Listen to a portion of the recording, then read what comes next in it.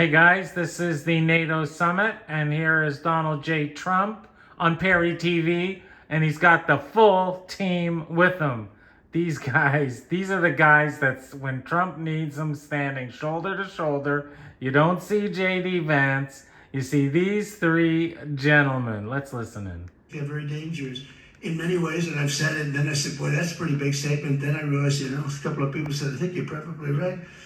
I think this country, with this thing that's going around, is in more danger than it was during World War I, World War II. If you talk about September 11th, if you talk about Pearl Harbor, that was big danger. I think the concept of us going communist, because one thing that happens when you go communist, you never come back, never comes back. When you look at the defense, the Department of War head guy trying to keep a straight face. Mr. President, Tyler Pager with the New York Times. Last month you said Iranian leaders were very rational people, nice people to deal with, strong people, smart people. Today you said they were scum, sick people, and being led by sick people. What changed, and do you think I got to know them. So I've said that about a lot. Now, when you say rational, I think they're much more rational than level 1, level 2. Level 1 is gone, level 2. Look at they can't keep him. So look at Rubio. And he's going to be the next president, baby. Besson, he's also got Trump's back. This is the four that are in his corner. More than anything else is I got to know him. And I'm not sure I want to make a deal with him. We can play games, but I'm not sure I want to make a deal. I just finished it. What do you think? You think Marco Rubio going to be president? Let me know in the comments. Thank you, Mr. President. Steve Sedgwick from CNBC. The oil markets are up today, around about 7% for WTI and Brent as well. The world is taking you at your word, sir, that the MOU is over, that the ceasefire is over. What happens next, sir? Are we on the cusp of a full-scale return to full conflict? Well, I'll tell you what happens next. We're never going to see Iran have a nuclear weapon, because that's much more important than the numbers you're talking about. The prices of oil are dropping like a rock. Now they'll be up a little bit, and this will end very quickly. We have an oil glut right now because we got all those votes. A lot of people don't know, but rumor has it that America has got to rearm, and they have rearmed. So I just wish this war would be over. I mean, enough's enough already. It's a rigged election, but I've been right, and my education is more than some piece of... Anyway, keep my eye on, not interested in her education. But let me know what you think in regards to this, and we'll see how it goes. Jews at 1 o'clock in the morning 10 months ago blew up. They blew it up. We have cameras, that's called Space Force, if they're in space. But we have cameras that can read the badge of the person going over to a site. Mohammed something. We say it's Mohammed something. I can't believe he just said that. Look at the Department of War head and laugh. The biggest... That is wrong, Mr. President. Come on. It's way, way below. But we're watching that. And if anybody goes there, they get blown up. So nobody's going to touch that. Eventually we'll take it. But what we do have is we have that. That's gone. If we wouldn't have had that, they would have had a nuclear weapon, and they would have wiped out Israel. If I weren't president, Israel wouldn't exist. And we did it 2 times. When the JCPOA, the Obama deal, when that was originally conceived, everything went to Iran. 1.7 billion in cash, hundreds of billions of dollars. They thought they could buy peace with these people. You can't do that. So the big thing we have is, more important than anything we can talk about, is you can't let lunatics have nuclear weapons. I know, but I don't know if Trump really believes this. I don't know how long Donald Trump can stay in the Gulf of Hormuz or Strait of Hormuz. Let me know in the comments. The people know. Stephen Nelson from the New York Post. I'd like you to address speculation that you're leaving Ankara not in the new Air Force One because of security concerns involving Iran. You've spoken today twice about them possibly assassinating you and possibly being successful. Did that concern have something to do with it? Well, I speak about it a lot because You know, the life of a president is very dangerous. It's 5.2%. You know what a race car driver is? 1/10 of 1%. A bull rider, that looks pretty dangerous to me. It's 1/10 of 1%. No, it's 5.2% is you don't make it.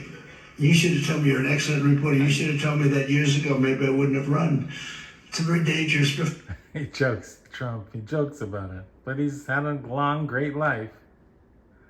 But I don't think he's going to get assassinated. The Secret Service is really good.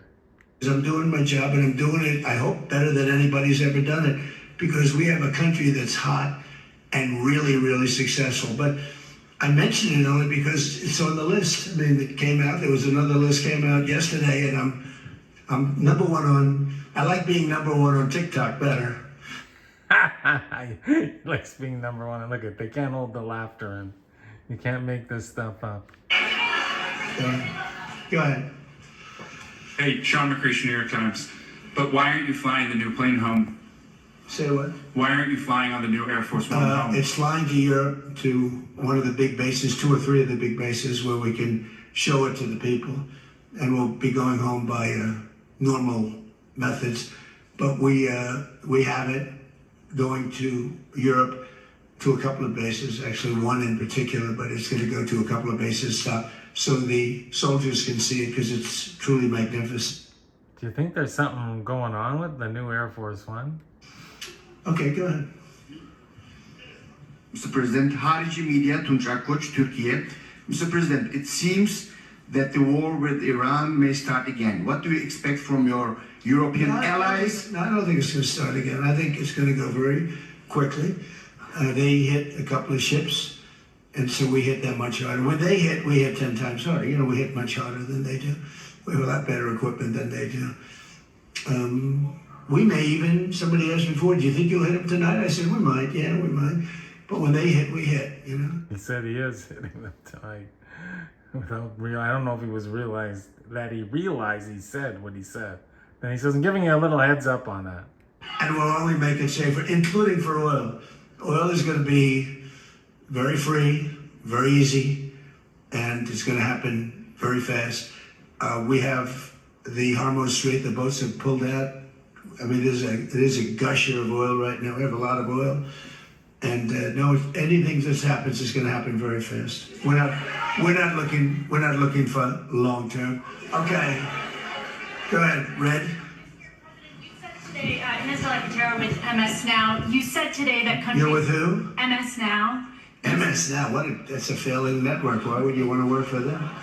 MS Now. Can you imagine? They wanted to get away. They took the name NBC because they were embarrassed by it. Go ahead, let's go. When do you hear this question? You said today that countries like Spain, Italy, and the UK were not there for the U.S. and its war with Iran. Should those countries be attacked, will the U.S. be there for them? Well, I'll tell you what. Number one, Spain has been very bad, but you know Italy's been good, and almost all of the countries have been good. They just had a bad moment. They didn't help us. We didn't need the help, but if we would have wanted the help, I said, by the way, if I want help, sure would rather remain on the sidelines, and I didn't like that answer. UK gave an answer that was sort of weirder than that. They went out. I said, would you like the help? They said, we do, but we want to wait till the war's over. This was not in the spirit of Winston Churchill. So, yeah, I mean, I'll tell you what, I can only say if the... What he's saying, not in the spirit of Winston Churchill, is when the Japanese attacked Pearl Harbor, the Americans could very well have gone ahead and stayed in the Pacific. But Winston Churchill flew to America and got Franklin Delano Roosevelt to go after Hitler first, which was a big favor to Britain. Little history lesson. And the future of U.S.-Turkey defense cooperation, and do you believe U.S.-Turkey relations are entering a new chapter right now? Well, I had a great relationship in my first term. You remember Pastor Brunson, and he was put in jail for 35 years, and I called. He was an evangelical hero, actually, very good man. Yeah, I remember when he got Pastor Brunson out of containment. And Biden paid billions of dollars all the time. I never paid any for anybody. I just let them out. Let them out. But in this case, I didn't say it the second way I said it the first way. I said, look, he's a good man, he's highly respected, and the evangelical, and I'd like you to let him out. You know, the evangelical community loves Donald Trump. Anyway, I think that's about enough. This is live, coming from the NATO finishing remarks. And I think the news of the day is that he's going to strike Iran again tonight. And he's not flying on the brand new Air Force One. He gave a reason that it's flying to Europe for the soldiers to see it. And that is probably what it's doing. But that's kind of the news. So thanks for watching. Please support us to keep us on YouTube. We show both sides. Thank you for watching.